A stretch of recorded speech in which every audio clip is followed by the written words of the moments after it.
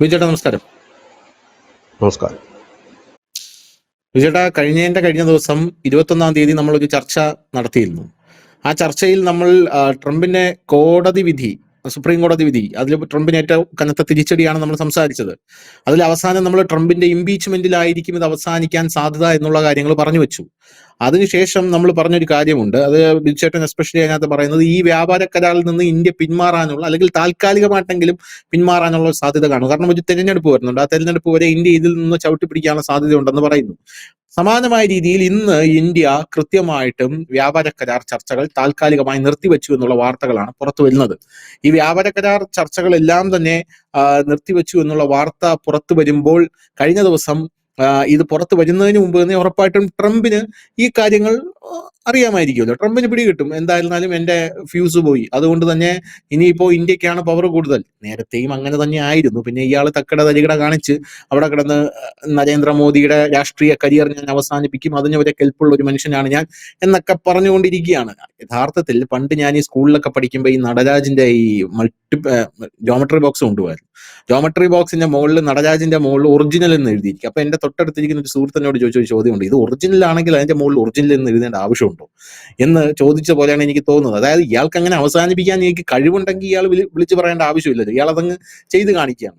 സാധാരണ ശക്തരായിട്ടുള്ള ലോക നേതാക്കൾ ചരിത്രം പരിശോധിക്കുമ്പോൾ എല്ലാവരും അങ്ങനെ തന്നെയാണ്. അധികം സംസാരിക്കാത്ത ആൾക്കാരാണ് എല്ലാം ഉള്ളത്. അവർ കാര്യങ്ങൾ ചെയ്യുക മാത്രമേ ഉള്ളൂ. അത് കഴിഞ്ഞാണ് ലോകം തന്നെ അത് അറിയുന്നത്. അപ്പൊ അതുപോലെ ഇയാൾ ഇങ്ങനെ കിടന്ന് ഗിമിക്കടിക്കുകയാണ്. കഴിഞ്ഞ ദിവസം ട്രംപ് വളരെ വിഷണ്ണവദനായി പറഞ്ഞ ഒരു ഡയലോഗുണ്ട്, അത് കേരളത്തിലെ മാധ്യമങ്ങൾ ആരും കൊടുത്തും കണ്ടില്ല, ചർച്ച ചെയ്തും കണ്ടില്ല. നമ്മളെങ്കിലും ചർച്ച ചെയ്യണ്ടേ. ട്രംപ് പറഞ്ഞത്, ഇന്ത്യൻ പ്രധാനമന്ത്രി നരേന്ദ്രമോദി ഞാൻ വിചാരിച്ച പോലെയല്ല, അയാൾ എന്നെ ചതിച്ചു, എന്നെ വഞ്ചിച്ചു എന്നാണ് ട്രംപ് പറഞ്ഞത്. എക്സാക്റ്റീവ് വാക്കുകളാണ് ട്രംപ് പറഞ്ഞത്. അപ്പൊ ഞാൻ വിചാരിച്ചു, ഇതെന്താ വാർത്തയാവാത്തത്? ട്രംപ് ഇന്ത്യക്ക് എതിരെ എന്തെങ്കിലും പറഞ്ഞു കഴിഞ്ഞാൽ ഉടനെ അത് വലിയ വാർത്തയാണ്. ഇപ്പൊ നരേന്ദ്രമോദി ചതിച്ചു എന്നാണ് പറയുന്നത്. നരേന്ദ്രമോദി ചതിച്ചു എന്ന്, കാരണം നരേന്ദ്രമോദി ചതിച്ചു എന്ന് ട്രംപ് പറയുമ്പോൾ അതിന് ഒരുപാട് മാനങ്ങളുണ്ട്. നമ്മുടെ ആസ്പെക്റ്റിൽ നിന്ന് നമ്മൾ ചർച്ച ചെയ്യണം. ഒന്നാമത്തെ കാര്യം. ഇനിയിപ്പോ ട്രംപിന് ഒരു വഴിയില്ല. ട്രംപിന് ഇപ്പൊ ഈ പുകമറ ഇതൊന്നൊരു മൊത്തം കലങ്ങി നിൽക്കുകയാണ്. ആ കലങ്ങി നിൽക്കുന്ന സംഭവം ഒരു പുകമറ കൊണ്ട് മൂടുക എന്നുള്ളത് മാത്രമേ ട്രംപിന്റെ മുന്നിലുള്ളൂ. അതുകൊണ്ട് എങ്ങനെ പോയിരുന്നാലും ഇറാനുമായിട്ടൊരു ചർച്ച വെച്ചിട്ടുണ്ട്. ആ ചർച്ച കൂടെ അടുത്ത ദിവസങ്ങളിൽ, ആ ചർച്ച കൂടെ പാളിപ്പോയാൽ ഞങ്ങൾ ഉറപ്പായിട്ടും ഇറാനെ ആക്രമിക്കുമെന്ന് പറയുന്നു. അങ്ങനെ ഇറാനെ ആക്രമിച്ചു കഴിഞ്ഞാൽ ഇറാൻ സ്വാഭാവികമായിട്ടും കുളം കലക്കി കഴിഞ്ഞാൽ GCC രാജ്യങ്ങൾ മുഴുവൻ യുദ്ധത്തിലേക്ക് വലിച്ചഴക്കപ്പെടും. വലിയ പ്രശ്നങ്ങളിലേക്ക് കാര്യങ്ങൾ പോകും. അതിൻ്റെ ഇടയിൽ കൂടെ ഈ സംഭവങ്ങളൊക്കെ മുങ്ങിപ്പോകാനുള്ള സാധ്യതയുണ്ട്. എന്തായാലും ആ ചർച്ച പരാജയപ്പെടുമോ വിജയിക്കുമോ എന്ന് നമ്മൾ കണ്ടു തന്നെ അറിയണം. അതിന്റെ ഇടയിൽ ചൈന ഇറങ്ങിയിട്ടുണ്ട്, റഷ്യ ഇറങ്ങിയിട്ടുണ്ട്. റഷ്യയുമായിട്ടൊരു രഹസ്യ കരാർ, ആയുധത്തിന്റെ കരാറാണ് ഇറാൻ വച്ചിട്ടുണ്ട് എന്നുള്ള റിപ്പോർട്ടുകൾ പുറത്തു വരുന്നുണ്ട്. അപ്പോൾ ട്രംപ് അതിനെക്കുറിച്ച് പറഞ്ഞത്, നിങ്ങളത് രഹസ്യമായിട്ടാണ് വച്ചതെങ്കിലും ഇത് ഞാൻ അറിഞ്ഞു, അത് ഞാൻ പരസ്യമായിട്ട് വിളിച്ചു പറയുകയാണ് എന്നാണ് ട്രംപ് അതിനെക്കുറിച്ച് പറഞ്ഞിരിക്കുന്നത്. അപ്പൊ മൊത്തത്തിൽ ഒരു സുഖമില്ല, മൊത്തത്തിലൊരു സുഖമില്ല. ലോകരാജ്യങ്ങളുടെ ഒരു ലോകക്രമം ഇപ്പൊ പോകുന്ന രീതി നോക്കുമ്പോൾ നമുക്ക് പ്രശ്നമൊന്നുമില്ല. ട്രംപിനാണ് മൊത്തത്തിൽ എല്ലാ ഭാഗത്തു നിന്നും അടി കിട്ടിയിരിക്കുന്നത്, പഞ്ചറായിരിക്കുന്നത്. ഈ ട്രംപിന്റെ കയ്യിലാണെന്ന് വേണമെങ്കിൽ നമുക്ക് പറയാം. ട്രംപ് ഇറാനെ അടിച്ചു കഴിഞ്ഞാൽ കാര്യങ്ങളെല്ലാം കീഴ്മേൽ മറിഞ്ഞു പോകും. നമ്മുടെ രാജ്യത്തിനായിരുന്നാലും അത് വലിയ രീതിയിലുള്ള ഇമ്പാക്ട് ഉണ്ടാക്കും എന്നുള്ള കാര്യത്തിൽ തർക്കമില്ല. അപ്പൊ വരും ദിവസങ്ങളിൽ ഈ ചർച്ചയെ ബേസ് ചെയ്താണ് ലോകരാജ്യങ്ങളുടെ എല്ലാം സമാധാനം ഇരിക്കുന്നത്. എന്ത് തോന്നുന്നു ഈ കാര്യത്തിൽ? ഇന്ത്യ ഈ വ്യാപാര കരാറുമായിട്ട് ഇനി മുന്നോട്ട് പോകുമ്പോൾ എന്തൊക്കെ നിബന്ധനകളായിരിക്കും വയ്ക്കാൻ സാധ്യത? ഈ ഇറാനുമായിട്ടുള്ള ചർച്ച ഏത് രീതിയിൽ പര്യവസാനിക്കും? 21/2/2026 നമ്മൾ രണ്ടും ഈ സബ്ജക്റ്റ് ആണ് ചർച്ച ചെയ്തു. അന്ന് നമ്മൾ പറഞ്ഞിരുന്നു, ഇന്ത്യ അവിടെ നടക്കുന്ന ഒരു ഉപതെരഞ്ഞെടുപ്പ് വരെ വെയിറ്റ് ചെയ്യും. കാരണം അതിലും ചിലപ്പോൾ അതിനേക്കാൾ കൂടുതൽ സമയം ചിലപ്പോൾ വെയിറ്റ് ചെയ്യുന്നിരിക്കും. കാരണം അജിത് ഡോവൽ നേരിട്ട് തന്നെ പറഞ്ഞിരുന്നതാണ്, ട്രംപ് മാറുന്നവരെ വെയിറ്റ് ചെയ്യാൻ ഞങ്ങൾക്ക് മടിയില്ല എന്ന് പറഞ്ഞിരുന്നതാണ്.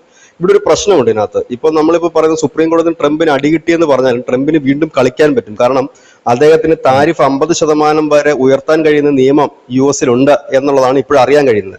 ഇതും മറ്റ് ഇന്ത്യയെ ഒന്ന് പുറകോട്ട് വലിച്ചിട്ടുണ്ട്. കാരണം ഇയാള് എപ്പോഴാണ് ഇനി അടുത്തത് ഇടുന്നതെന്ന് പറയാൻ കഴിയില്ല. രണ്ടാമത്തെ കാര്യം, അമേരിക്കയുമായി ഇപ്പോൾ വ്യാപാര കരാർ ഒപ്പിട്ടിരിക്കുന്ന 20-നടുത്ത് രാജ്യങ്ങളുണ്ട് ഒപ്പിട്ടവ. ഇന്ത്യ ഒപ്പിട്ടിട്ടൊന്നുമില്ല. അപ്പൊ ആ ഒപ്പിട്ട ദക്ഷിണ കൊറിയ അടക്കം ഇപ്പോൾ ട്രംപിനെതിരെ തിരിഞ്ഞിട്ടുണ്ട്. അപ്പോ കാരണം ഒരു അനിശ്ചിതത്വം നിൽക്കുകയാണ്. നമ്മൾ തമ്മിൽ ഒരു കരാർ ഒപ്പിട്ട് കഴിയുമ്പോഴത്തേക്കും അതിനകത്ത് ഡീറ്റെയിൽഡ് ആയിട്ട് എല്ലാം പറയുന്നു. ഓരോ ഉൽപ്പന്നത്തിന്റെയും ടാക്സ് അല്ലെങ്കിൽ താരിഫ് നമ്മൾ സെപ്പറേറ്റ് ചെയ്യുന്നു. 3%, 4%, ചെമ്മീനൊക്കെ 15%, ഇല്ല 18% എന്നൊക്കെ എല്ലാം ആയി കഴിഞ്ഞിട്ട് പിന്നീട് ഇതെല്ലാം കഴിഞ്ഞിട്ട് ഒരു പറയുകയാണ്, ഞാൻ എല്ലാത്തിനും 20% താരിഫ് ചുമത്താൻ പോകുന്നു, പിഴച്ചുങ്കമായിട്ട് 25% താരിഫ് ചുമത്താം. അത് കരാറിന്റെ ലംഘനമാകും. ഇല്ലെങ്കിൽ അതൊരു സുഖകരമായി മുമ്പോട്ട് പോകില്ല. ഇപ്പൊ ഇന്ത്യ എടുത്തിരിക്കുന്ന സ്റ്റാൻഡ്, ഈ താരിഫ് ട്രംപ് വർദ്ധിപ്പിച്ച സമയത്ത് നമ്മുടെ ഇവിടുന്ന് ഉൽപ്പന്നങ്ങൾ കയറി പോകുന്നുണ്ട്. അത് വലിയ രീതിയിലില്ല, കുറവുണ്ട്, കയറ്റുമതി കുറവായിരുന്നെങ്കിൽ പോലും കയറി പോകുന്നുണ്ട്. അത് അങ്ങനെ തന്നെ തുടരട്ടെ എന്നാണ് ഇന്ത്യയുടെ നിലപാട്. രണ്ടാമത്തെ കാര്യം, ഇന്ന് 2023 ഇന്ന് ആയിരുന്നു ഈ ചർച്ചയ്ക്ക് വേണ്ടിയിട്ട് നമ്മുടെ ഇന്ത്യൻ സംഘം അമേരിക്കയിൽ പോകേണ്ടത്. അവർ പോകുന്നില്ല, യാത്ര റദ്ദ് ചെയ്തിട്ടുണ്ട്. ഒപ്പം തന്നെ മറ്റൊരു പ്രധാനപ്പെട്ട കാര്യം വെച്ചാൽ നാളെയോ മറ്റന്നാളോ ആയിട്ട് ഇറാനുമായിട്ട് ചർച്ച നടത്തുന്നുണ്ട്. അതിന്റെ ഒരു ഭാവി അറിയേണ്ടതായിട്ടുണ്ട്. പിന്നെ ഈ ട്രംപിന്റെ ഈ ഒരു നയവുമായിട്ട് മുമ്പോട്ട് നമുക്ക് ചർച്ച ചെയ്യാൻ പറ്റില്ല. എവിടെങ്കിലും ഇടത്ത് ഉറച്ചു നിൽക്കണ്ടേ, ഏതെങ്കിലും ഒരു വ്യക്തത വരണം. കാരണം ട്രംപിന് തന്നെ അദ്ദേഹത്തിന് തന്നെ ഇനിയും 50% താരിഫ് ഉയർത്താൻ കഴിയും എന്നിരിക്കെ വീണ്ടും നമുക്കൊണ്ട് തലവെച്ച് കൊടുക്കാൻ കഴിയില്ല. അത് മാത്രവുമല്ല, ഇദ്ദേഹം കഴിഞ്ഞ ദിവസം പറഞ്ഞത് വാർത്തയാക്കിയില്ലെന്ന് ധനുഷ് പറഞ്ഞത് തെറ്റാണ്. അതിന്റെ അടുത്ത ഭാഗമായി ഒരു വാർത്തയാക്കിയിരുന്നു. ട്രംപ് പറഞ്ഞത് ഇങ്ങനെയാണ്: മോദി എന്നെ ചതിക്കുകയായിരുന്നു, സമർത്ഥമായി എന്നെ പറ്റിക്കുകയായിരുന്നു. ആ അതിസാമർത്ഥ്യം ഞാനിപ്പോൾ തകർത്ത് കളഞ്ഞു. ഇപ്പോൾ എന്റെ മുമ്പിൽ നിൽക്കേണ്ട അവസ്ഥ, ഞാനത് പൊളിച്ചു കളഞ്ഞു. ഇപ്പൊ അമേരിക്കക്ക് 0 താരിഫാണ് എല്ലാത്തിനും അവിടെ ഇറക്കുന്നതിന് എന്നൊക്കെ പറഞ്ഞൊരു പൊളിച്ച ഡയലോഗ് അടിച്ചു.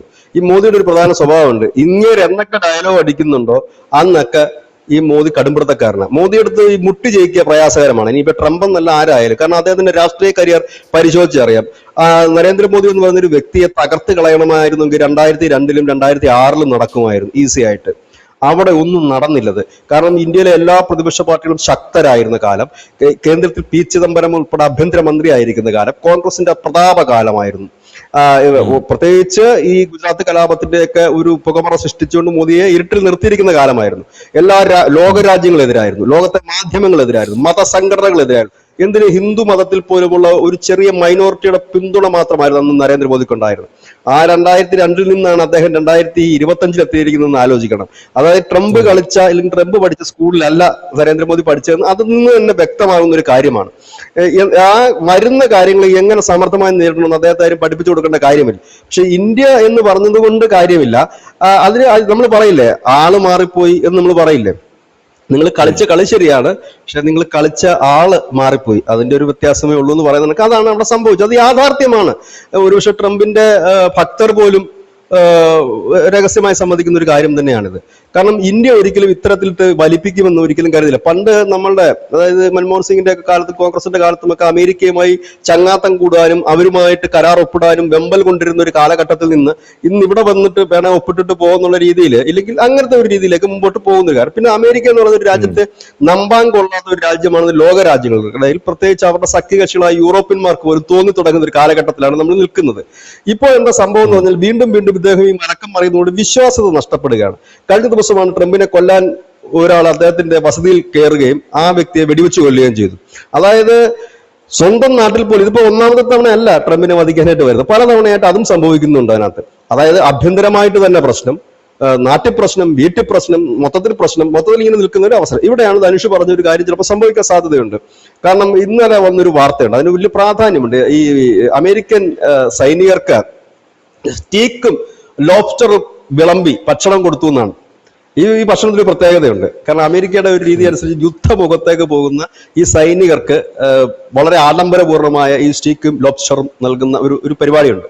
യുദ്ധത്തിലേക്ക് പോവുകയാണ്, കാരണം അവിടുത്തെ ഏറ്റവും ആഡംബരപൂർണമായ ഭക്ഷണമാണ്. അപ്പൊ അത് നൽകിയിട്ടുണ്ട്. ഇറാനിലെ ഈ ആക്രമണത്തിന് പോകുന്ന സൈനികർക്ക് നൽകിയിട്ടുണ്ട്. അപ്പൊ യുദ്ധം ഉറപ്പാണ് എന്നാണ് മാധ്യമങ്ങൾ, ഒന്ന് വയോൺ ന്യൂസ് ആണ് ഈ റിപ്പോർട്ട് ചെയ്തത്. വയോണിന്റെ വലിയ ഹെഡിങ് തന്നെയാണ്, സ്റ്റീക്കും ലോബ്സ്റ്ററും വിളമ്പി, അപ്പൊ അടി ഉറപ്പാണ് എന്നാണ് പറയുന്നത്. ഇത് നമ്മൾ ഇതിനെക്കുറിച്ച് നമ്മൾ സെർച്ച് ചെയ്താൽ കിട്ടും ഈ ഭക്ഷണത്തെ കുറിച്ച്. അപ്പോ ഈ കരാറ് ഇപ്പോൾ നിലവിൽ ഇറാൻ എല്ലാ ട്രംപ് പറഞ്ഞതും പറയാത്തതുമായ ഒരുപാട് ഉപാധികൾ അംഗീകരിക്കാൻ തയ്യാറായിട്ടുണ്ട്. അത് നമ്മൾ കഴിഞ്ഞ ചർച്ചയിലും കണ്ടതാണ്. അതായത് നിങ്ങളുടെ സഹായത്തോടെ ഞങ്ങൾ ആണവ ഉൽപാദനം ഉണ്ടാക്കാം, നിങ്ങളുടെ ആയുധങ്ങൾ വാങ്ങാം, എണ്ണ കച്ചവടത്തിൽ നിങ്ങളെ പങ്കാളിയാക്കാം, ഇതെല്ലാം പറയുന്നുണ്ട്. പക്ഷെ അപ്പോഴും ട്രംപ് പറയുന്നത് നിങ്ങൾ ആണവായുധം ആ ഒരു ഇതിൽ നിന്ന് മാറണം എന്ന് പറഞ്ഞ് ചില ഗുണം തന്നെ. ഇപ്പൊ നമ്മളിപ്പോ ഒരു ചർച്ചയാകുമ്പോഴേക്കും ഒരു ചർച്ചയിലെല്ലാം അവസാനിക്കില്ല. നമ്മൾ തമ്മിൽ ഒരു ചർച്ച നടക്കുമ്പോൾ ഒരു ചർച്ചയിൽ അവസാനിക്കില്ല. ഈ അവസാനിക്കുന്ന കാര്യങ്ങൾ ഈ ചർച്ചയിൽ അവസാനിക്കണമല്ലോ. അങ്ങനെയാണല്ലോ നമുക്ക് സമാധാനം കൊണ്ടുവരാൻ പറ്റുന്നത്. ഇപ്പൊ നമ്മുടെ നാട്ടിൽ തന്നെ ഈ സർവകക്ഷി യോഗമൊക്കെ കളക്ടർ വിളിക്കാറില്ലേ അടിയൊക്കെ നടക്കുമ്പോൾ, കമ്മ്യൂണിസ്റ്റുകാരെയും കോൺഗ്രസ്സുകാരെയും BJP-ക്കാർ. അവിടെ വെച്ച് എല്ലാ പ്രശ്നവും തീരുമോ? തീരില്ല. പെട്ടെന്ന് നമുക്ക് തീർക്കാൻ പറ്റുന്ന പ്രശ്നങ്ങൾ നമ്മൾ അങ്ങോട്ടും ഇങ്ങോട്ടും സംസാരിച്ച് അവിടെ ഒരു കോംപ്രമൈസ് ആകും. ബാക്കിയുള്ള കാര്യങ്ങൾ നമ്മൾ വേറൊരു ദിവസം ചർച്ച വെച്ച് തീർക്കും. അങ്ങനെയാണ് സാധാരണഗതി നടക്കുന്നത്. അതുപോലെ തന്നെയാണ് ഇവിടെ ട്രംപ് കടുംപിടുത്തം പിടിക്കുകയും ആക്രമിക്കാൻ ഒരുങ്ങുകയും ചെയ്യുമ്പോൾ ഇവിടെ കഴിഞ്ഞ കുറേ ദിവസമായി നമ്മൾ കാണുന്ന കാര്യം, ഇറാഖിന്റെ പ്രധാനപ്പെട്ട അവരുടെ സൈനിക മേധാവികളും ഒപ്പം തന്നെ അവരുടെ നയതന്ത്ര വിദഗ്ധരുമൊക്കെ റഷ്യയിൽ തമ്പടിച്ചുകൊണ്ട് പുടിനുമായി നടത്തുന്ന ചർച്ചകൾ. ഇതിനിടയിൽ മറ്റൊരു കാര്യം കൂടെ നടന്നു. ഇപ്പൊ നമ്മൾ മിക്കവരും വാർത്തയാക്കിയത് ഇറാനും റഷ്യയും ചൈനയും ചേർന്നൊരു സംയുക്ത സൈനികാഭ്യാസമല്ലേ. ഇറാനും ഇന്ത്യയും ചേർന്നൊരു സൈനികാഭ്യാസം നടന്നായിരുന്നു അതിന് ദിവസങ്ങൾക്ക് മുമ്പ്. അതായത് ഇന്ത്യൻ മഹാസമുദ്രത്തിൽ അമേരിക്ക, ഇന്ത്യ, ഇറാൻ, കുറെ വേറെ 3-4 രാജ്യങ്ങളോടും ഉണ്ട്. അവരെല്ലാം കൂടെ ചേർന്നൊരെണ്ണം നടന്നിരുന്നു. അത് സ്വാഭാവികമായി ലോകത്ത് എല്ലായിടത്തും സംയുക്ത സൈനികാഭ്യാസം നടക്കുന്നതിന്റെ ഭാഗമാണ്. അപ്പൊ ഇന്ത്യയുമായിട്ടും നടന്നിരുന്നു. പക്ഷെ അത് അമേരിക്കയോട് ഉണ്ടായിരുന്നു എന്നുള്ളതാണ്. അപ്പോ ഇങ്ങനെ നിൽക്കുന്ന ഒരു സാഹചര്യം കൂടിയുണ്ട്. ഇവിടെയാണ് ഇറാൻ ഇപ്പോൾ കൂടുതൽ വിമാനവേധ മിസൈലുകൾ റഷ്യയിൽ നിന്ന് വാങ്ങുന്നു എന്നുള്ളത്. അത് ഇന്നലെ തന്നെ എല്ലാത്തിലും വലിയ മാധ്യമങ്ങളിൽ വലിയ തലക്കെട്ടോടുകൂടി വാർത്തയാണ്.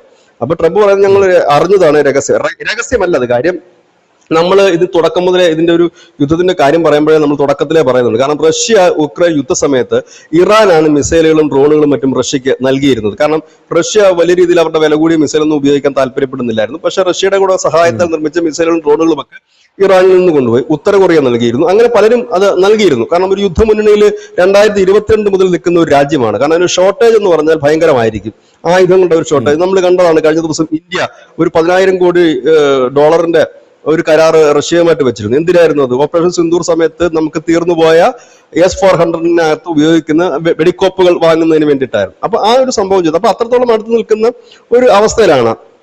അപ്പൊ ട്രംപ് ഇപ്പോൾ ആലോചിക്കുന്നത് ഖമേനിയും അദ്ദേഹത്തിന്റെ മകനെയും മതപണ്ഡിതന്മാരെയും തട്ടിക്കൊണ്ട് അവിടെ ഒരു ഭരണം സുരക്ഷിതമാക്കാം, ഇല്ലെങ്കിൽ ഇവർ തീരുന്നോടി അവിടെ എല്ലാം ക്ലിയർ ആകുമെന്നാണ്. പക്ഷെ അതിനുള്ള സാധ്യത ഒട്ടുമില്ല അവിടെ. അത് ഒന്നാമത്തെ കാര്യം. രണ്ടാമത്തെ കാര്യം എന്ന് വെച്ചാൽ ഇദ്ദേഹം വിചാരിക്കുന്ന ചെറിയൊരു അടിയിൽ അത് തീരില്ല.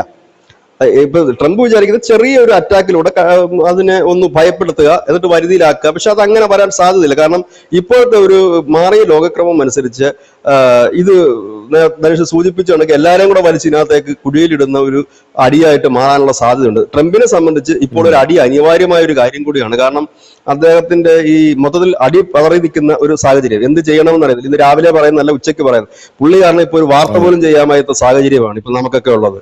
കാരണം 18% താരിഫ് എന്ന് പറഞ്ഞ് വാർത്ത ചെയ്തിട്ട് നമ്മൾ എഡിറ്റ് ചെയ്ത് കഴിയുമ്പോഴായിരിക്കും ട്രംപ് പറയുന്നത് 15% താരിഫാക്കിയത്. പിന്നെ ആ വാർത്ത മാറ്റിയെടുക്കണം. അതെടുത്ത് നമ്മൾ ഓൺ എയർ ആക്കാൻ നേരത്താണ് അറിയുന്നത് 3% ആക്കിയെന്ന്. അവസാനം നമ്മൾ ഇതെല്ലാം കൂടെ മാറ്റിവെക്കും. താൻ ഏതെങ്കിലും ഒരിടത്തുറച്ചു നിൽക്കി, എവിടെങ്കിലും ഒന്ന് പറ, എന്നാലല്ലേ ഇത് എന്തെങ്കിലും ഈ ലോകത്ത് നടക്കത്തുള്ളൂ. ഇത് തന്നെയാണ് എല്ലാ രാജ്യങ്ങളും ചെയ്യുന്നത്. ഇനിയിപ്പോ ഇന്ത്യയെ സംബന്ധിച്ച് പറയുകയാണെങ്കിൽ ധനുഷ് ചോദിച്ച ചോദ്യത്തിലേക്കൂടെ വന്നിട്ട് നമുക്ക് അവസാനിപ്പിക്കും. ധനുഷ് ചോദിച്ചതൊക്കെ എന്തൊക്കെയായിരിക്കും ഇന്ത്യയുടെ ഒരു അജണ്ട എന്ന് വെച്ചാൽ, ഇന്ത്യക്ക് മുൻപ്, അതായത് ഈ താരിഫൊക്കെ വർദ്ധിപ്പിക്കുന്നതിന് മുമ്പ് പല ഉൽപ്പന്നങ്ങൾക്ക് 3-4% താരിഫുകളുള്ള ഉൽപ്പന്നങ്ങൾ ഉണ്ടായിരുന്നു. ഇപ്പോൾ നമുക്കും 0 താരിഫിൽ ചില ഉൽപ്പന്നങ്ങൾ വേണമെന്നാണ് നമ്മളിപ്പോൾ പുതിയതായി വെച്ചിരിക്കുന്ന ഡിമാൻഡ്. കാരണം അമേരിക്കയിൽ നിന്ന് എല്ലാം 0 താരിഫിൽ ഇറക്കുന്ന ട്രംപിന്റെ വായി വരുന്നെങ്കിൽ വിളിച്ച് പറയുക താൻ ഒരു കേമനാണെന്ന് അറിയിക്കുക എന്നുള്ളതാണ്. അതായത് ഞാൻ മോദിയെ എന്റെ മുമ്പിൽ മുട്ടുകുത്തിച്ചു, ഞാൻ പാകിസ്ഥാനെ രക്ഷിച്ചു, പിന്നെ മറ്റേത് തീർത്തു, മറിച്ചത് തീർത്തു. ഇതൊക്കെ ഇദ്ദേഹം ഏതെങ്കിലും ഒരു യുദ്ധം തീർത്തതായിട്ട് നമ്മുടെ അറിവിലില്ല. റഷ്യ ഉക്രൈൻ യുദ്ധം പുള്ളി കയറിയ കാലം മുതൽ തീർക്കാൻ നടക്കുക ഇതുവരെ അന്തവും കൊന്തവും ആയിട്ടില്ല. ഇന്നലെ ഉക്രൈൻ്റെ ഒരു വലിയ ആക്രമണം റഷ്യക്ക് നേരെ നടന്നു. റഷ്യ തിരിച്ച് അവരുടെ ഈ താപനിലയങ്ങളടക്കം അടിച്ച് ദൂരെ കളഞ്ഞിട്ടുണ്ട്. ഇങ്ങനെ നിൽക്കുന്ന അവിടുത്തെ കാര്യം. അപ്പം ഇങ്ങനെ നിൽക്കുന്നിടത്ത് എങ്ങനെയാണ് ഇദ്ദേഹത്തിന് ഇത്? അതും ഈ ഉക്രൈൻ എന്ന് പറഞ്ഞാൽ അമേരിക്കയുടെ ഒരു അണ്ടറിൽ നിൽക്കുന്ന ഒരു രാജ്യം കൂടിയാണ്. എന്നിട്ട് യുദ്ധം തീർക്കാൻ പറ്റുന്നില്ല. സെലൻസ്കി പോലും വില വെക്കുന്നില്ല എന്നുള്ളതാണ്. കഴിഞ്ഞ ദിവസം പറഞ്ഞില്ലേ, സെലൻസ്കി അനുഭവിക്കാൻ പോകുന്നേ ഉള്ളൂ, ഒന്നിലും അടുക്കാൻ നിൽക്കുന്നത് ആകെപ്പാടെ പ്രശ്നമാകുന്ന പുള്ളി പറഞ്ഞു. ഇപ്പൊ റഷ്യയുമായിട്ട് ഡീല് വെക്കാൻ നടക്കുകയാണ് ട്രംപ്. അതാണ് ഇതിലും വളരെ വിചിത്രമായ കാര്യം. ഇവിടെയാണ് ഇന്ത്യ എണ്ണ നിർത്തില്ല എന്ന് നമ്മൾ മുമ്പ് പറഞ്ഞതിന്റെ ഒരു യാഥാർത്ഥ്യം. ഇന്ത്യ ഇപ്പൊ എണ്ണ നിർത്തിയിരുന്നെങ്കിൽ എന്താകുമായിരുന്നു അവസ്ഥ? ഒന്ന് ആലോചിച്ച് നോക്ക്. എണ്ണ നിർത്തിയിരുന്നെങ്കിൽ എന്താകുമായിരുന്നു? അതാണ് അത് നമ്മൾ എടുക്കില്ല. പക്ഷെ പകരം നമ്മൾ അമേരിക്കയ്ക്ക് നൽകിയ ഒരു കാര്യം ഉണ്ടായിരുന്നു. നമ്മൾ എല്ലാ രാജ്യത്തു നിന്നും എണ്ണ വാങ്ങുന്നുണ്ട്. അതുപോലെ അമേരിക്കയുടെ കൂടുതൽ എണ്ണ വാങ്ങാമെന്ന് നമ്മൾ പറഞ്ഞിട്ടുണ്ടായിരുന്നു. അത് സാധ്യമാകും എന്ന് തോന്നിയിരിക്കുന്നു. ഏതായാലും അടിപതറിയ ട്രംപ് ആയുധം എടുക്കുമെന്നുള്ള കാര്യത്തിൽ യാതൊരു തർക്കവുമില്ല. അതിന്റെ ഒരു പോക്ക് അങ്ങനെയാണ്. ഇനി അതിന്റെ ഗതിയോടെ കണ്ടിട്ടൊക്കെ വ്യാപാര കരാറിലേക്ക് നീങ്ങാമെന്നായിരിക്കും ഇന്ത്യ കരുതുന്നത്. അത് മാത്രവുമല്ല, കഴിഞ്ഞ ദിവസം പീയൂഷ് ഗോയൽ വ്യാപാര കരാറിനെ കുറിച്ച് പറഞ്ഞത് ഞാൻ വളരെ ലാഘവത്തോടാണ്. അദ്ദേഹം പറഞ്ഞത് സൗദി, ഖത്തർ, ഒമാൻ തുടങ്ങിയ രാജ്യങ്ങളുമായിട്ട് ഞങ്ങളൊരു കരാർ വെക്കുന്നുണ്ട്, കൂട്ടത്തിൽ ചിലപ്പോൾ അമേരിക്കയുമായിട്ടുള്ള കരാറും ഞങ്ങൾ ഒപ്പിട്ടേക്കും എന്നുള്ളതാണ് പറഞ്ഞത്. അതായത് അവിടെ ഒരു സ്ട്രെസ് ചെയ്തിട്ട്, ഇല്ലെങ്കിൽ അതിന് അമേരിക്കൻ കരാറല്ല ബൂസ്റ്റ് ചെയ്ത് പറയുന്നത്. ഇപ്പൊ സ്വാഭാവികമായി തന്നെ അവരുമായി ഒരു കരാർ വെച്ചില്ല എങ്കിൽ നമുക്ക് നഷ്ടങ്ങളുണ്ട്, ഇല്ല എന്നുള്ളതല്ല. അമേരിക്കയുമായി കരാറ് ഒപ്പുവെച്ചില്ലെങ്കിൽ കുറെ നഷ്ടങ്ങൾ സാമ്പത്തികമായി. പക്ഷെ ധൃതി പിടിച്ചൊരു നീക്കം വേണ്ട എന്ന് ഇന്ത്യ തീരുമാനിച്ചിരിക്കുന്നു. അതെനിക്ക് തോന്നുന്നു ഈ ഉപതെരഞ്ഞെടുപ്പിന്റെ ഫലം കൂടി വന്നിട്ടാകാം, ഇല്ലെങ്കിൽ ഇപ്പൊ ഇറാൻ അമേരിക്ക വാർ കഴിഞ്ഞിട്ടാകാം എന്നൊക്കെ ഉള്ള ഒരുപാട് കാര്യങ്ങളുണ്ട്. പക്ഷെ നമ്മൾ നമ്മുടേതായ കാര്യങ്ങളുമായി മുൻപോട്ട് പോകുന്നു. ഇനി ചിലപ്പോൾ ട്രംപാണ് 50% താരിഫ് ഏർപ്പെടുത്താനുള്ള സാധ്യത വളരെ കൂടുതലാണ്. കാരണം അതിനുള്ള നിയമം അദ്ദേഹത്തിനുണ്ട്. ചിലപ്പോൾ ഇന്നോ നാളെയൊക്കെ ചിലപ്പോൾ പുള്ളി കലിപ്പ് പിടിച്ചിട്ട് ഏർപ്പെടുത്തും. അപ്പം നമ്മൾ ധൃതി പിടിച്ച് ഒപ്പിട്ടിരുന്നെങ്കിൽ നമ്മൾ ആരായനെ? അങ്ങനെ ഒന്നും ചെയ്യില്ല. അവർ ഒപ്പിട്ട രാജ്യങ്ങളിൽ ഇപ്പൊ കലിപ്പിലാണ്. അവരിപ്പോ വ്യാപാരങ്ങൾ നിർത്തിവെക്കാൻ പോവുകയാണ്. ദക്ഷിണ കൊറിയ പറഞ്ഞു ഞങ്ങൾ വ്യാപാരം നിർത്താൻ പോവുകയാണ്. കാരണം ഒരു ലക്കില്ല കാനുമില്ല, ഒപ്പിട്ട കരാറിന്റെ രീതികളിലല്ല കാര്യങ്ങൾ ഇപ്പം മാറി മറിഞ്ഞിരിക്കുന്നത്. അങ്ങനെയുള്ള ചില കാര്യങ്ങളുണ്ട്. അപ്പൊ ഇന്ത്യ ഇപ്പൊ നിലവിൽ ചെയ്തിരിക്കുന്ന കാര്യം ഇങ്ങനെയാണ്.